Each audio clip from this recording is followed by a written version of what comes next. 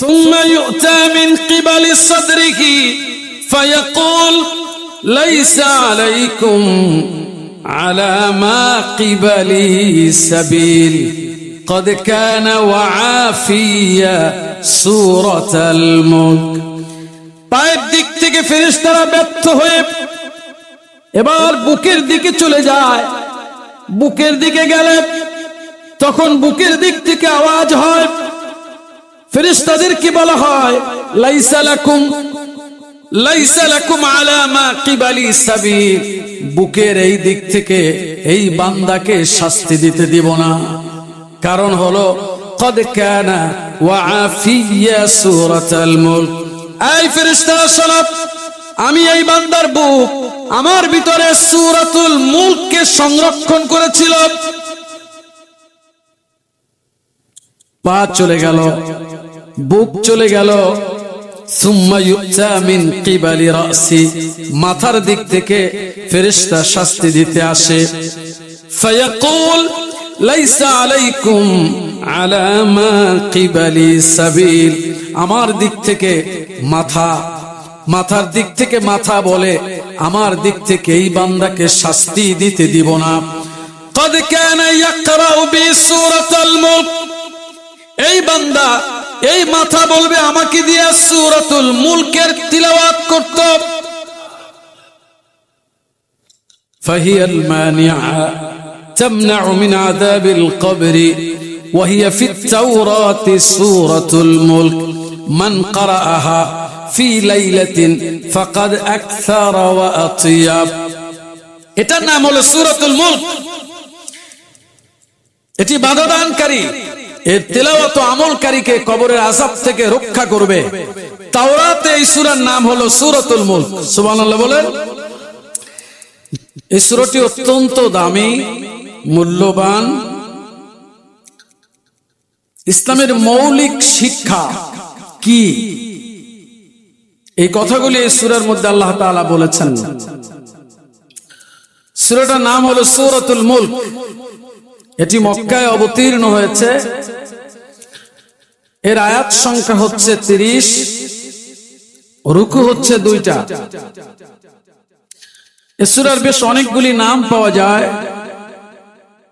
তার মধ্যে একটা হচ্ছে সূরাতুল মুলক, আরেকটি নাম হচ্ছে তাবারাক, আরেকটা নাম হচ্ছে আল মানিআ, আরেকটি নাম হচ্ছে আল মুনজিয়া, আরেকটা নাম হচ্ছে আল মুজাদিলা। নামগুলোর প্রত্যেকটার অর্থের সাথে সূরার বাস্তবিক সম্পর্কের গভীরতা রয়েছে। সূরাতুল মুলক, মুলক শব্দের অর্থ হচ্ছে রাজত্ব, শাসন ক্ষমতা, কর্তৃত্ব। একটি নাম হচ্ছে তাবারাক, বরকতময়। এই সূরার মধ্যে আল্লাহ তাআলা সীমাহীন বরকত ঢেলে দিয়েছেন। একটি নাম হচ্ছে আল মানিআ, বাধাদানকারী। এই সূরা তিলাওয়াতকারী আমলকারীদেরকে কবরের আযাব থেকে এটা বাধাদান করবে। একটা নাম হচ্ছে মুনজিয়া, রক্ষাকারী, উদ্ধারকারী। এটি জাহান্নামের আগুন থেকে বান্দাকে রক্ষা করবে। একটা নাম হচ্ছে মুজাদিলা, ঝগড়াকারী, বিতর্ককারী। এই সূরা যারা তিলাওয়াত করবে তার সুপারিশ করতে গিয়ে এই সূরা আল্লাহ পাকের সাথে বিতর্ক করবে। সম্মানিত দ্বীনী ভাইরা, রাসূল করিম সাল্লাল্লাহু আলাইহি ওয়াসাল্লাম এই সূরার ফজিলত সম্পর্কে বলেছেন, ইন্না সূরাতান ফিল কুরআন 30 আয়াহ শাফাআত লিসাহিবিহা হাত্তা গুফিরা লাহ। কুরআনুল কারীমের মধ্যে 30 আয়াত বিশিষ্ট একটা সূরা আছে, যা তার তিলাওয়াতকারীর জন্য এই সূরা আল্লাহর কাছে সুপারিশ করবে। হাত্তা গুফিরা লাহ, এমনকি শেষ পর্যন্ত এই তিলাওয়াতকারীকে ক্ষমা করে দেওয়া হবে। সুবহানাল্লাহ বলুন। তাহলে এই সূরা হচ্ছে শাফিয়া, সুপারিশকারী। কার জন্য? যিনি এই সূরাকে তিলাওয়াত করবেন এবং এই সূরার মধ্যে যা আছে তা মেনে চলবেন। 2, খাসিমা, বিতর্ককারী, ঝগড়াকারী, দাবি আদায়ে উচ্চ কণ্ঠের অধিকারী। قال رسول الله صلى الله عليه وسلم سورة في القرآن خاصمت عن صاحبها حتى أدخلته الجنة। অগ্রিম সুবহানাল্লাহ বলেন। রাসূল করিম সাল্লাল্লাহু আলাইহি ওয়াসাল্লাম বলেছেন, কোরআনে একটা সূরা আছে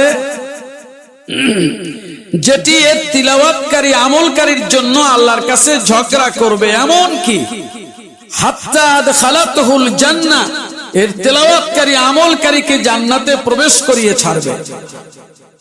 কোন সূরা? মুখস্থ করবেন। কোন সূরা? সূরাতুল মুলক। আন ইবনে আব্বাস قال, আব্দুল্লাহ ইবনে আব্বাস থেকে বর্ণিত, তিনি বলেছেন, শুনতেছেন তো? ضرب بعض أصحاب النبي خباءه على قبر وهو لا يحسب أنه قبر। কতক সাহাবী একটা জায়গার উপরে তাবু খাটালেন, তাবু গাড়লেন। যেখানে তাবু গাড়লেন এর নিচে ছিল একটি কবর, কিন্তু তারা জানতেন না। বুঝে আসছে?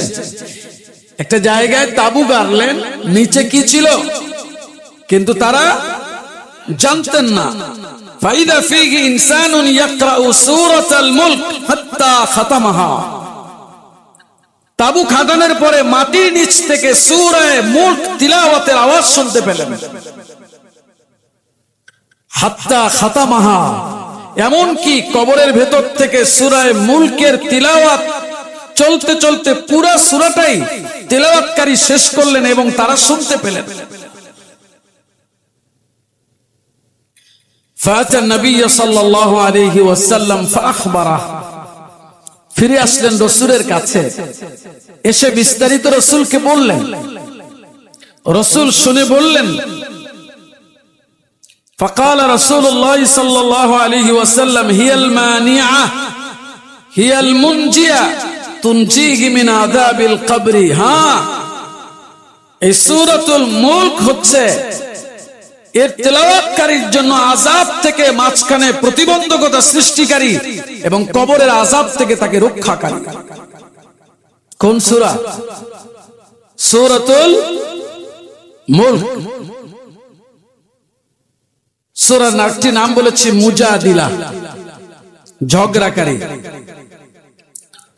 রাসূল করিম আন ইবনে আব্বাস, আব্দুল্লাহ ইবনে আব্বাস থেকে বর্ণিত, তিনি বলেছেন, রাসূলুল্লাহ সাল্লাল্লাহু আলাইহি ওয়াসাল্লাম বলেছেন, ইন্নী লা আজিদু ফি কিতাবিল্লাহি সূরাতান হিয়া 30 আয়াহ।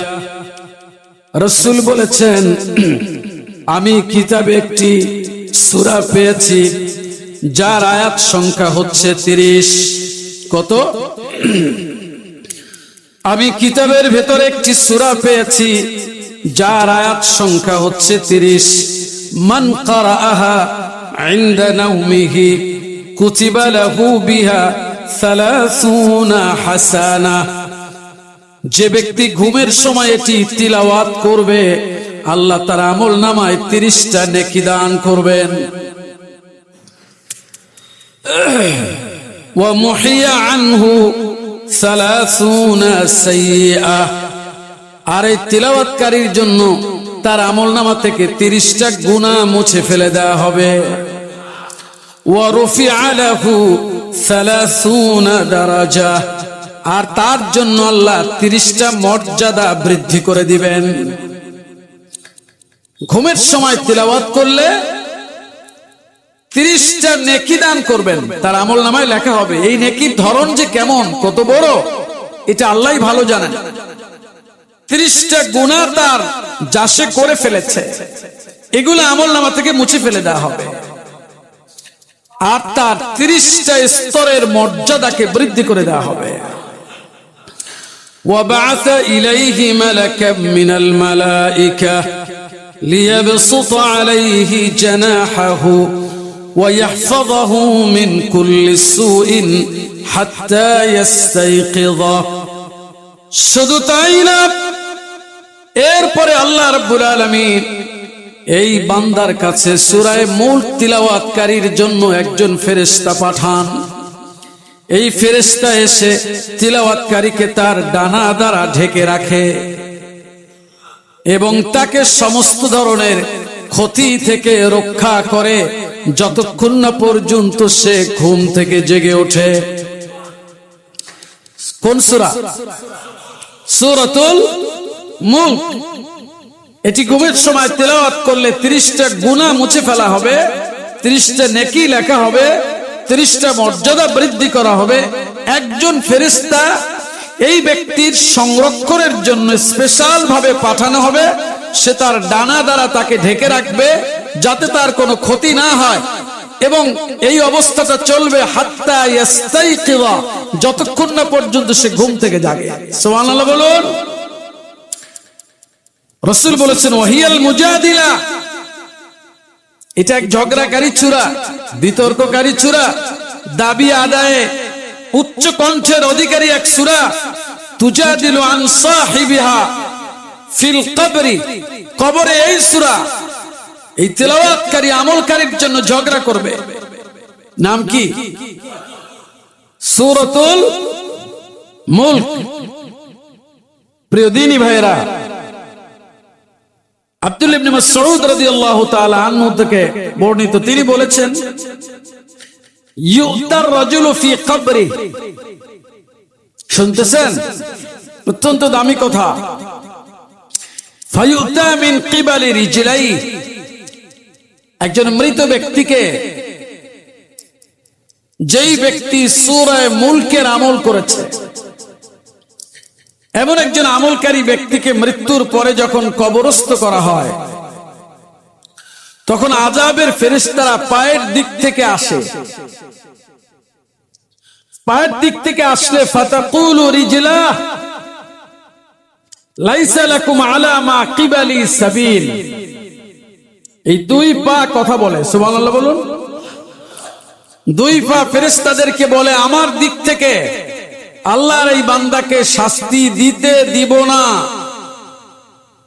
قد كان يقوم علينا بسورة الملك, আমার এই দুই পায়ে ভর করে এই বান্দা সূরাতুল মুলক তিলাওয়াত করেছে।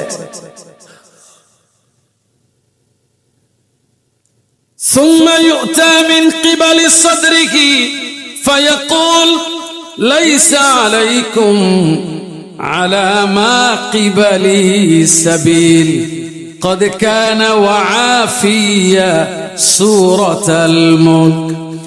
পায়ের দিক থেকে ফেরেশতারা ব্যর্থ হয়ে এবার বুকের দিকে চলে যায়। বুকের দিকে গেলে তখন বুকের দিক থেকে আওয়াজ হয়, ফেরেশতাদেরকে বলা হয় লাইসা লাকুম আলা মা কিবালি সাবিল, বুকের এই দিক থেকে এই বান্দাকে শাস্তি দিতে দিব না। কারণ হলো কদ কানা ওয়াফিয়া সূরাতুল মুলক। এই ফেরেশতারা শোনো, আমি এই বান্দার বুক, আমার ভিতরে সূরাতুল মুলককে সংরক্ষণ করেছিল।